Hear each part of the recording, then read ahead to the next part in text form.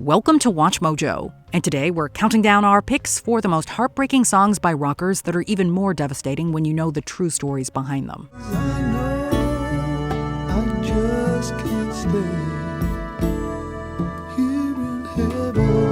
Number 10, 3 a.m., Matchbox 20. She said it's cold outside and she hands me my raincoat. When the band's lead vocalist Rob Thomas was on the brink of entering his teenage years, his mother was diagnosed with cancer. He spent those young years caring for her, oscillating between devotion and resentment. That's where the song 3 a.m. comes from. She's got a little bit of something, God, it's better than nothing. The lyrics tap into Thomas's own inner conflict, while also making space to address his mother's grief and how she processed her illness. She says, baby, well, it's 3 a.m., I must be lonely. He's given listeners the freedom to interpret and apply the song to their lives however they'd like, but Rob continues to look back on it to understand himself. Well, I can't help but be scared of it all sometimes. Number 9, Elizabeth on the Bathroom Floor, Eels. Laying on the bathroom floor. Mark Oliver Everett faced tremendous loss in his life, much of which he alchemized into music. The Eels album Electroshock Blues deals with his family's death and his will to live. The titular Elizabeth in the song Elizabeth on the Bathroom Floor is Everett's sister, who took her own life in 1996. Waking up is harder when you wanna die. She had reportedly been seeking help at a mental health facility and receiving electroconvulsive therapy before she passed away. The lyrics seem to borrow from a journal entry she wrote before her death, and the song is sung from her perspective too. I'm going to a place where I am always high. In the rest of the album, E sings about losing his father at an early age and his mother's cancer diagnosis, tugging at our heartstrings and making them come undone. My name's Elizabeth. Number 8, Skylines and Turnstiles, My Chemical Romance. You're not in this alone. Let me break this awkward silence. This is reportedly the first song MCR frontman Gerard Way ever wrote. In other words, Skylines and Turnstiles is essentially where My Chemical Romance began. As monumental as that is for music history, the track was a response to the catastrophic September 11th attacks.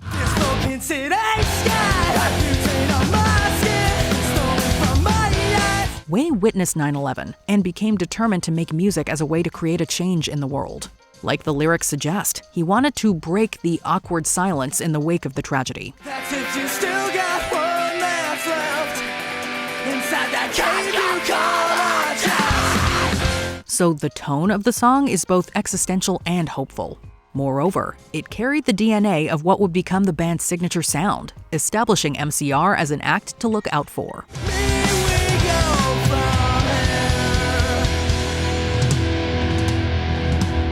Number 7, Love Will Tear Us Apart, Joy Division.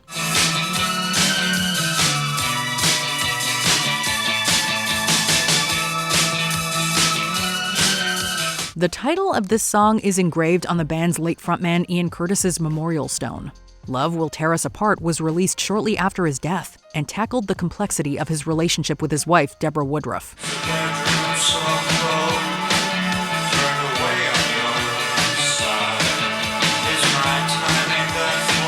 The lyrics are said to revolve around the breakdown of their marriage owing to his feelings for another woman, Annick Honoré, with whom he allegedly had an affair. There are also perceived references to Ian's epilepsy as well as his deteriorating mental health in the lines.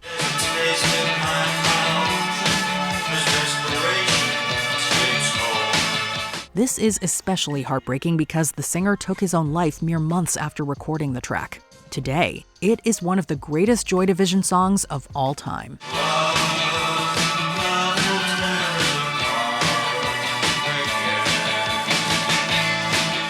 Number 6, Gimme Shelter, The Rolling Stones.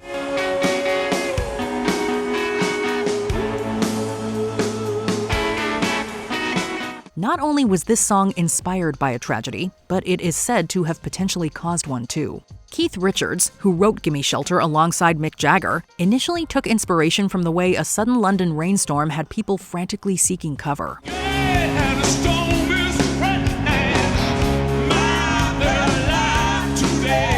As the two worked on it, it evolved into a broader commentary on war, particularly the horrors of the Vietnam War. The song was a massive success, even more so because of Mary Clayton's powerful guest vocals.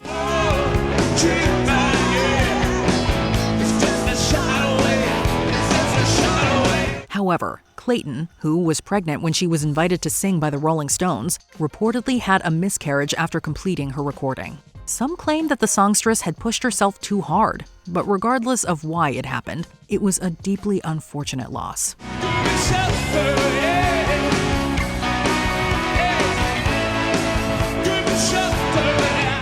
Number 5. Ohio, Crosby, Stills, Nash & Young. Tin soldiers and Nixon coming, we're finally on our own. When it comes to protest songs, few can rival the seething urgency and bold resistance of this one. Neil Young wrote Ohio as a response to the 1970 Kent State shootings. Down to it, soldiers are cutting us down. Should have been done long ago. In the massacre, 4 unarmed college students lost their lives at the hands of the Ohio National Guard while protesting against the Vietnam War. Young reportedly penned the lyrics soon after seeing the harrowing images from the tragedy. This summer I hear the drumming, war dead in Ohio, war dead in Ohio. The song laments the loss of the student protesters while condemning the then-President Richard Nixon and holding him accountable. Ohio was immediately adopted as an anti-establishment anthem, but received restricted airplay.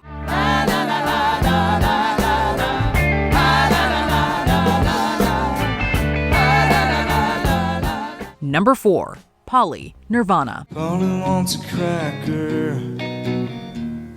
Think I should get off the first. This track from the album Nevermind is widely considered one of the most disturbing rock songs of all time. Kurt Cobain reportedly wrote Polly after reading about the abduction and sexual assault of a young girl by Gerald Friend in Tacoma, Washington. Ask me to untie her.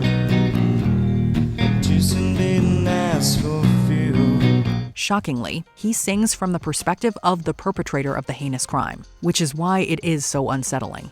However, many critics have praised the song as representative of Cobain's supposed feminist values. In contrast, Courtney Love admitted that a song like this would probably be met with major backlash in today's cultural climate. Let me take a ride. Heard you say that want some help myself. Number 3. Sunday Bloody Sunday, U2. This song is not a rebel song. This song is Sunday, Bloody Sunday. This legendary rock anthem gets its name from the 1972 Bloody Sunday massacre that happened in Derry during the Troubles in Northern Ireland. The incident, where British soldiers caused the deaths of 14 unarmed civilians by opening fire during a protest, was the immediate political context that informed the lyrics. I can't believe the news today. I can close my eyes and make it go away. However, the band has clarified that it is not a rebel song. Instead, it is an unflinching cry against war at large and a plea for peace.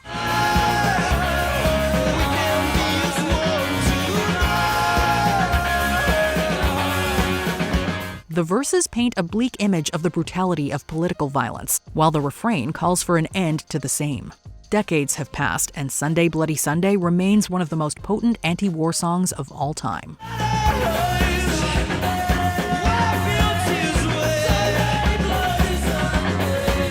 Number 2. Jeremy, Pearl Jam. At home, drawing pictures of mountain tops with him on top. The haunting lyrics of this song raise awareness about subjects like school violence and its devastating consequences. Pearl Jam frontman Eddie Vedder was reportedly shaken by a newspaper article he read about the death of Jeremy Wade Dell, a high schooler who fatally shot himself in front of his classmates. The dead lay in pools of maroon below. And Daddy didn't give attention. The urge to call attention to this tragedy inspired him to write Jeremy. Vedder later revealed that he also based the song on an incident from his junior high school years, where a boy he knew allegedly committed gun violence on campus.